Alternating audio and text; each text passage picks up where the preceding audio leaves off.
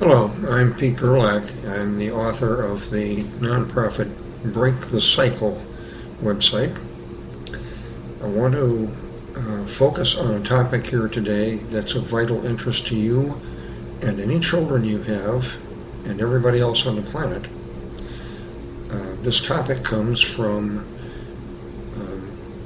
being alive for 73 years and observing the human condition and being a family systems therapist for 31 years. I want to ask you a question to start. On a scale of 1 to 10, 10 being high, how effective were your parents? To answer that question, you have to have some criteria. What is an effective parent? I propose, after considering this question for decades and reading and studying many other people's opinions, there's a lot of confusion and ignorance about how to answer this question. I hope this video will help you make a sensible answer. Let's say that parenting is an intentional activity, usually intentional, of raising a young person to become an independent young adult. A parent may or may not have genetic ties to a child they're caring for. So that's parenting in general. What is effective parenting? I propose that a parent can't tell if she or he is going to be effective until 20-some years have passed and they look at a child who has become an independent, mature, or semi-mature young adult to see if that adult is holistically healthy and is able to become an effective parent themselves if they choose. You can't tell if you're being effective for decades. You have to guess.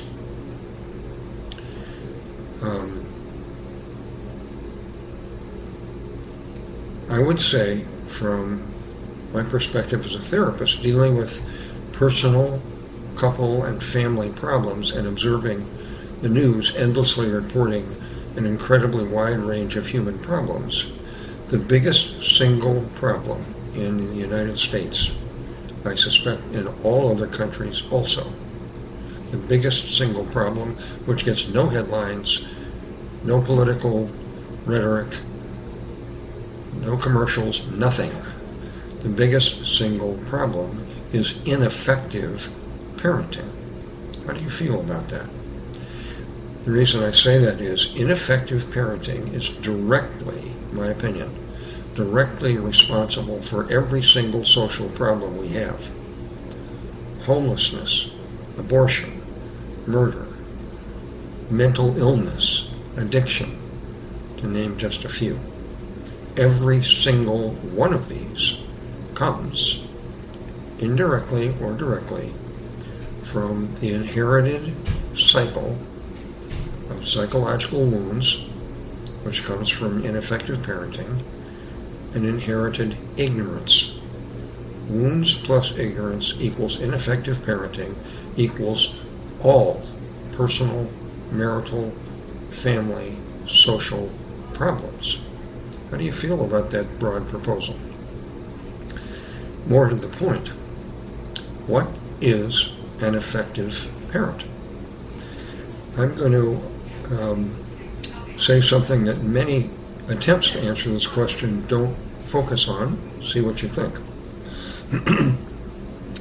I propose that effective parenting has a number of traits which include these. The first thing effective parents do is teach young dependent children self-respect, self-love, and the desire to care for themselves as opposed to self-neglect. Did your parents do that for you? Teach self-love, self-respect, and self-care. The second thing I think effective parents model and teach is awareness. My experience as a therapist with over 1,000 clients and students is probably fewer than 5% of average women and men of all ages are aware of themselves, their partners, what's going on between them and their partners at the moment, and what's going on around them. Awareness is a learned skill. My parents didn't teach it to me. I'll bet yours parents didn't teach it to you. Nor did their parents teach them. What do you think? That's a second trait of an effective parent, is intentionally teaching children to be aware. Another thing, incidentally, being aware of other people leads to the highly desirable personal trait of empathy. If you're not aware of other people, it's unlikely that you're going to empathize with them, which is going to cause a lot of relationship problems. A major thing that, in my opinion, most parents fail at, because they were never taught, is to teach children effective thinking and communication skills, intentionally, patiently, over time. I've been studying these skills for 40 years. There are 7 skills, in my biased opinion, every person on the planet ought to be studying, learning, and practicing. If you can't name these skills, you're not using them, and you're not teaching your kids. Okay? See Lesson 2 in my nonprofit website for what the skills are. Also related YouTube videos. Lesson 2 at sfhelp.org. Another thing that effective parents need to teach their children and model for them is healthy 3-level grief. We humans have bonds and losses, broken bonds, all the time throughout our life, far more than just death. Quick example, we lose our youth. We lose hopes and dreams along the way. We lose our health. We lose security temporarily or for a long time.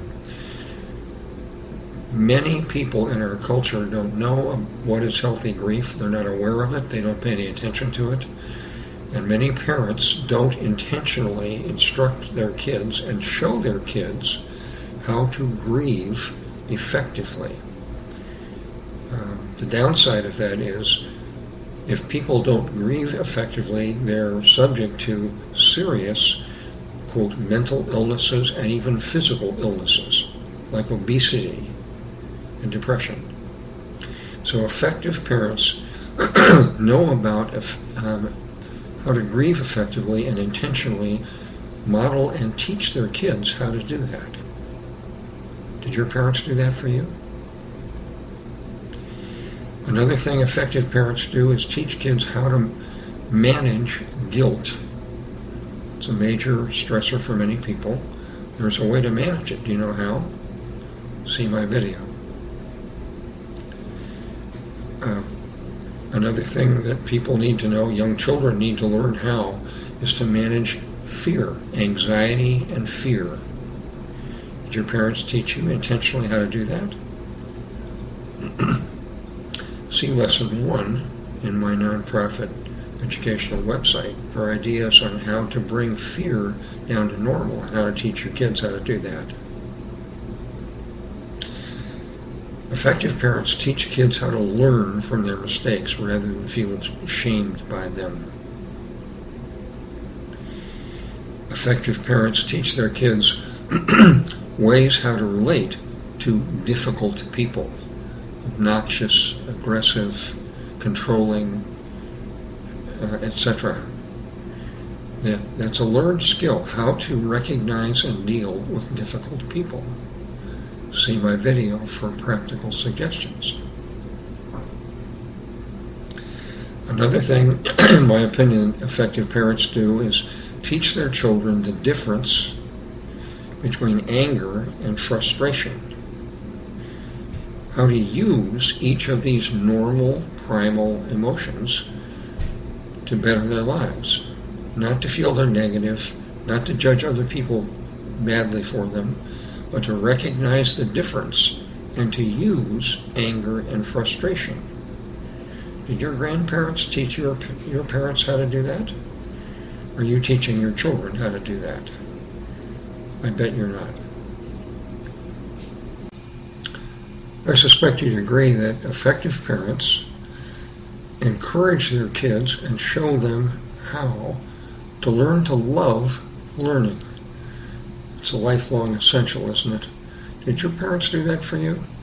Did they find a way to make learning fun and interesting and stimulating?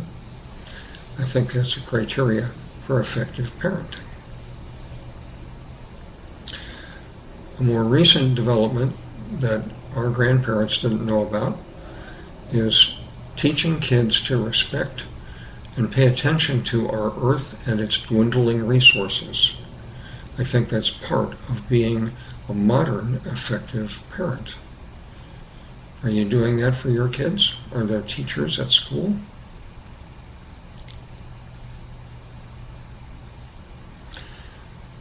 The final one I want to mention, among many others, is effective parents teach their kids and model for them tolerance of other people's cultures, beliefs, religions, and moral behaviors, not immoral behaviors.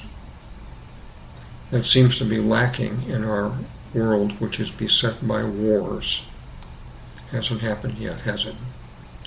You can make a difference in your home and your family. Teach tolerance, mutual respect.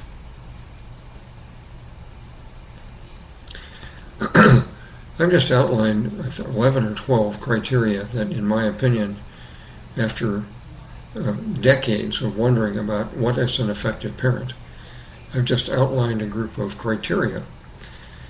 How many parents that you know could name these criteria and describe them? All of them, not just a few, all of them. By the way, notice what I did not include in these criteria. I did not say effective parents teach kids how to operate motor vehicles, how to balance their checkbook, how to make an informed political vote, how to get along with their neighbors, how to maintain their home, how to get regular dental checkups. I didn't say any of those things. I think those are important, yes.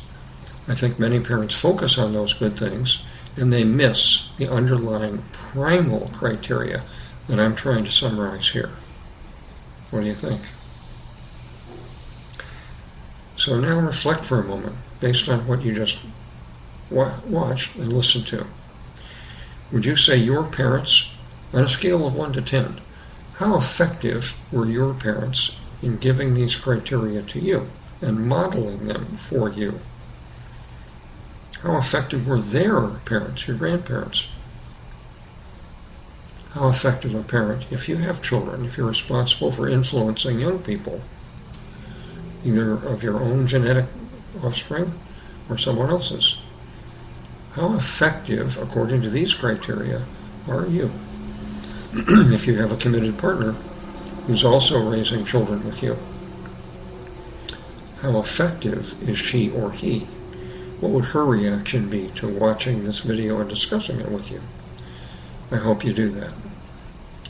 Overall, I strongly encourage you, if you want to break the toxic wounds and ignorance cycle that is weakening our society and maybe stressing your home, I strongly encourage you to upgrade your knowledge. Spend time studying lessons 1 through 6 or 7 at sfhelp.org. No commercials, no ads, no sales pitches, just knowledge based on professional experience for 31 years as a family systems therapist. There's a lot of related videos on YouTube to lessons 1 through 6, and 7 is coming up. I encourage you, for your sake and the sake of any young people that you're influencing, increase your knowledge, increase your effectiveness as a parent. Thanks for watching.